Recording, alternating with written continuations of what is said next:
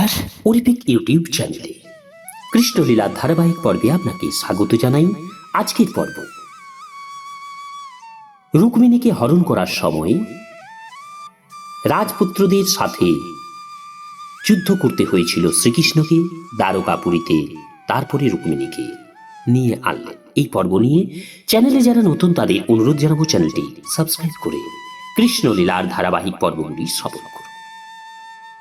আসুন আজকের পর্ব শুরু করি। শ্রীকৃষ্ণ রুক্মিণীকে হরণ করায় জরাসন্ধের নেতৃত্বে সমস্ত রাজপুত্রগণ দারুণ ক্রুদ্ধ হয়ে উঠল। রুক্মিণীর রূপ ও লাবণ্যে হতচেতন হয়ে তারা তাদের হাতি আর ঘোড়ার পিঠ থেকে পুড়ে গিয়েছিল। এখন তারা একে একে উঠে দাঁড়াতে থাকলো এবং নিজেদের অস্ত্রশস্ত্র ঠিক মতো সাজিয়ে নিল। তাদের ধনুর্বাণ তুলে নিয়ে হাতি, ঘোড়া আর রথে উঠে তারা শ্রীকৃষ্ণের পিছনে ছুটতে লাগল। তাদের অগ্রগতি রোধ করবার উদ্দেশ্যে যদু সেনানী পিছন ফিরে তাদের সম্মুখীন হল। এইভাবে দুই দলে ভয়ঙ্কর লড়াই শুরু হলো।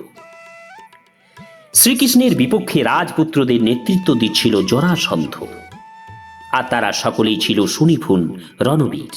মেঘ যেমন পর্বত গাত্রে প্রবলভাবে অবিশ্রান্ত বাড়ি বর্ষণ করে, ঠিক সেইভাবে যাদব সেনাদের উপর তারা অবিরলভাবে তীর বর্ষণ করতে শুরু করল।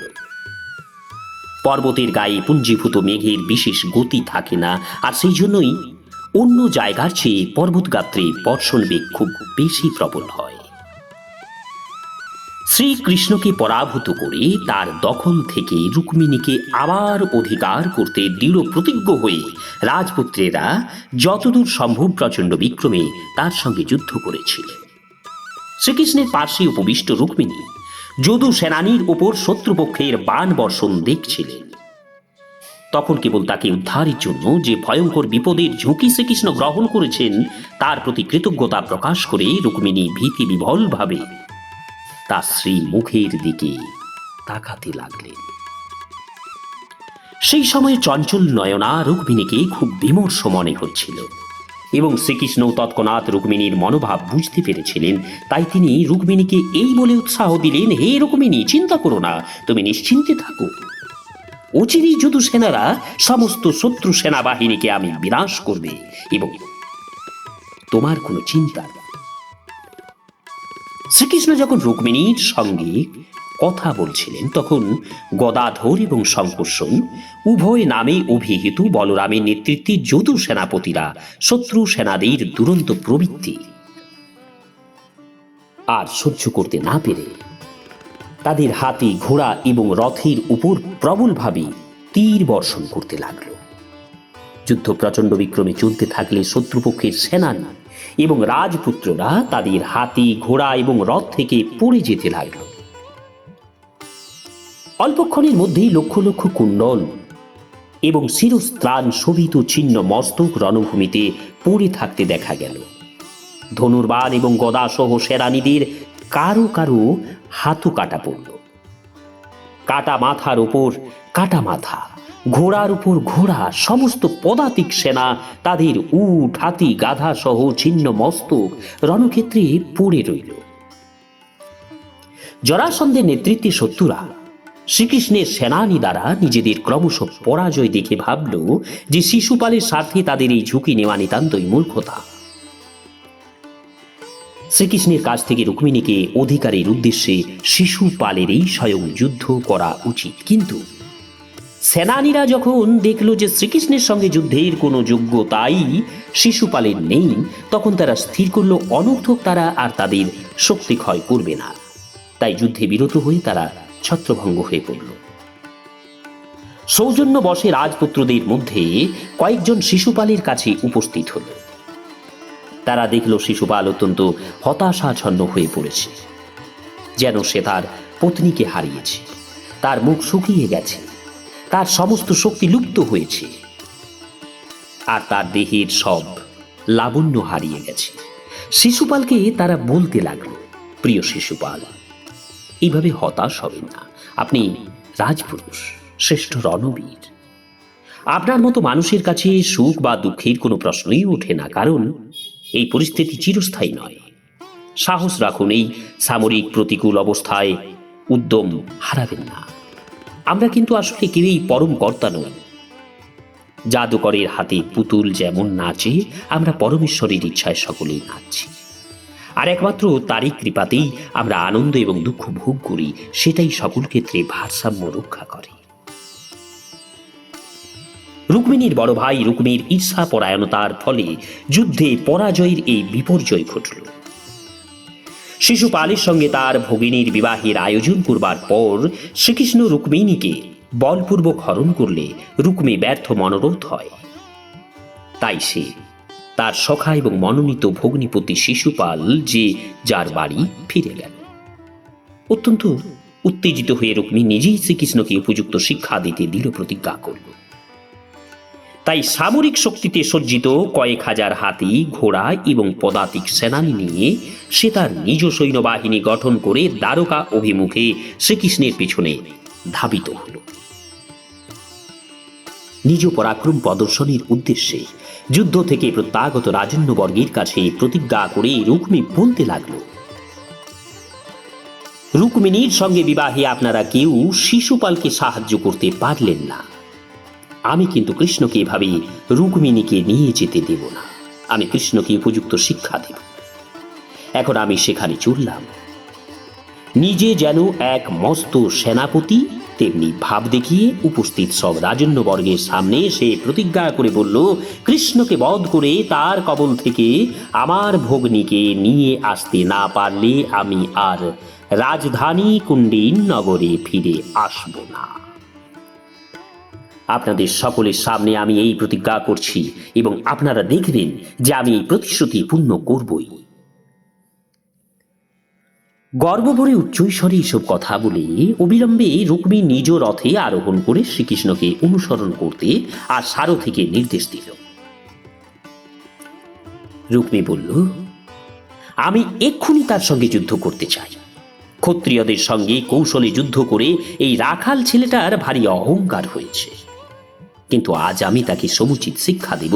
আমার ভগ্নী হরণের ধৃষ্টতার জন্য তীক্ষ্ণ বাণের দ্বারা তাকে আমি উত্তম শিক্ষা দেবই দেব। পরম পুরুষোত্তম ভগবানের শক্তি, সামর্থ্য এবং কার্যকলাপ সম্বন্ধে সম্পূর্ণ অজ্ঞ এবং নির্বোধ রুক্মী নির্লজ্জের মতো এইভাবে হুমকি দিতে লাগল,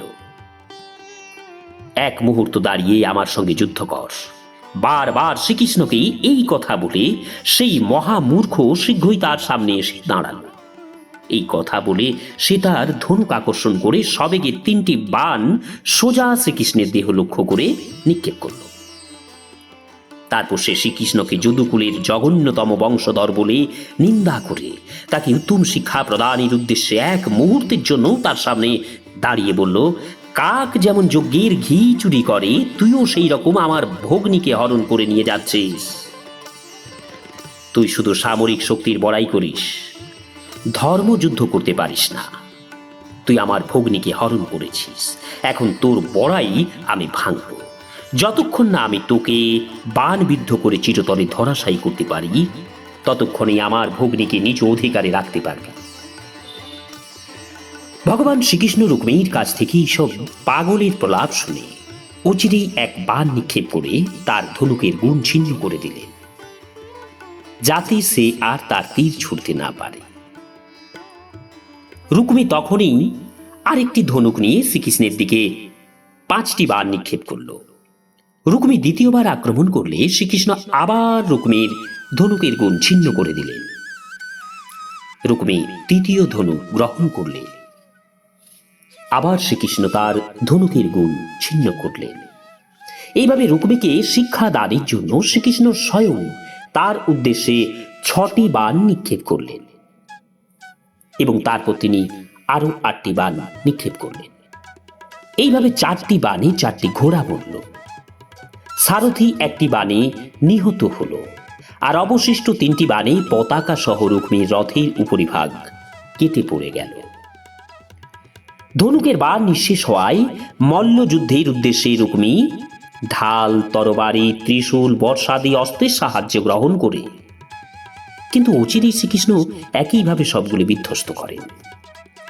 শ্রীকৃষ্ণের বিরুদ্ধে আক্রমণে বারবার ব্যর্থ হয়ে ঠিক মাছি যেমন আগুনের দিকে ছুটে যায়, সেইভাবে রুক্মিণীও শুধু তরবারি হাতে নিয়ে শ্রীকৃষ্ণের দিকে সবেগে ধাবিত হল। রুক্মিণী শ্রীকৃষ্ণের কাছে পৌঁছানো মাত্র তিনি তার অস্ত্র খণ্ড খণ্ড করে কেটে ফেললেন। এবার শ্রীকৃষ্ণ তার তীক্ষ্ণ তরবারি কোষমুক্ত করে অচিরেই তাকে বধ করতে উদ্যত হলেন। কিন্তু রুক্মিণীর ভগ্নী রুক্মিণী বুঝলেন যে এবার তার ভাইকে শ্রীকৃষ্ণ আর ক্ষমা করবেন না। তাই শ্রীকৃষ্ণের পাদপদ্মে পতিত হয়ে ভীত কম্পিত স্বরে করুণভাবে তিনি স্বামীর কাছে অনুনয় বিনয় করতে লাগলেন। রুক্মিণী প্রথমে শ্রীকৃষ্ণকে যোগেশ্বর বলে সম্বোধন করলেন। যোগেশ্বর শব্দের অর্থ যিনি অচিন্ত ঐশ্বর্য এবং বিভূতির অধিকারী। যে ক্ষেত্রে শ্রীকৃষ্ণ ছিলেন অচিন্ত ঐশ্বর্য এবং শক্তির অধিকারী, সেক্ষেত্রে রুক্মিণীর ভাইয়ের সামরিক বল ছিল অতীব সীমিত। শ্রীকৃষ্ণ হচ্ছেন অপরিমেয়, তিনি অসীম, অথচ রুক্মিণী জীবনের প্রতি ক্ষেত্রেই পরিমিত বা প্রতি পদক্ষেপেই সে সীমাবদ্ধ। এই জন্য শ্রীকৃষ্ণের অনন্ত ক্ষেত্রেই বিভূতির কাছে তুলনামূলকভাবে রুক্মিণী একটি তুচ্ছ কীট নয়। রুক্মিণী শ্রীকৃষ্ণকে দেবতাকুলের ঈশ্বর বলে সম্বোধন করেছেন। ইন্দ্র, চন্দ্র, দেবাদিদেব, মহাদেবেও লোক পিতামহ ব্রহ্মাদি সহ অনেক পরাক্রমশালী দেবতা রয়েছে। শ্রীকৃষ্ণ এই সমস্ত দেবতা কুলেরও ভগবান, অথচ রুক্মিণীর ভাই একজন শুধু সাধারণ মানবই নয়, বস্তুত সে সকলের অধম, কারণ সে শ্রীকৃষ্ণকে জানে না। প্রকৃতপক্ষে যে শ্রীকৃষ্ণের স্বরূপ উপলব্ধি করেনি, সে মানব সমাজে একটি নরাধম। রুক্মিণী শ্রীকৃষ্ণকে জগৎপতি বলেও সম্বোধন করেন। শ্রীকৃষ্ণের সঙ্গে সেইভাবে তুলনায় রুক্মিণী ছিল একজন সাধারণ রাজপুত্র মাত্র। নমস্কার, আজকের পর্ব এখানে শেষ করছি। আসবো পরবর্তী পর্ব নিয়ে। চ্যানেলে যারা নতুন তাদের অনুরোধ জানাবো চ্যানেলটি সাবস্ক্রাইব করে কৃষ্ণলীলার ধারাবাহিক পর্বগুলি শ্রবণ করুন। রাধে রাধে, হরে কৃষ্ণ।